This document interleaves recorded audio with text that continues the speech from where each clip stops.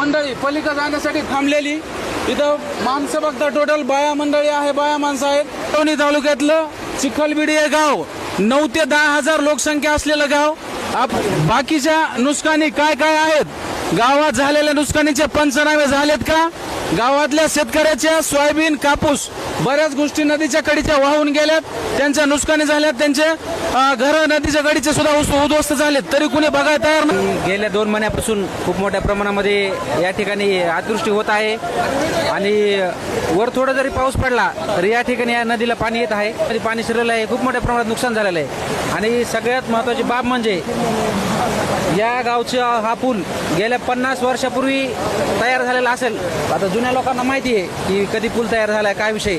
मग गेल्या 50 वर्षापासून नवीन पुलाची या ठिकाणी आवश्यकता आहे. खूप लहान पूल आहे, 3-4 नाळ्याचाच पूल असलेला आहे आणि संपूर्ण दळणवळण व्यवस्था ही सगळी या ठिकाणी बंद झालेली आहे.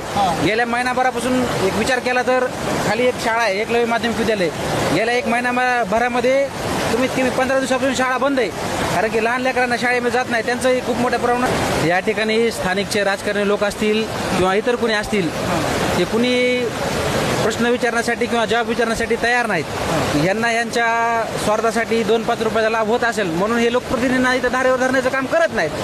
मग हे सगळ्याच लोकांचं म्हणणं आहे की लोकप्रतिनिधींना आपण जबाब विचारला पाहिजे की बाबा हा पूल का होत नाही.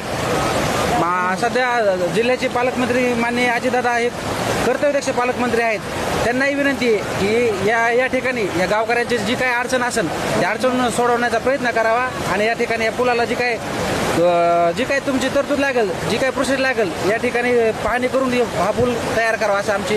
गावातले पंचनामा वगैरे काय झाले नाही. पाणी केली का? पाणी नाही केले. त्यांना चालण्यासाठी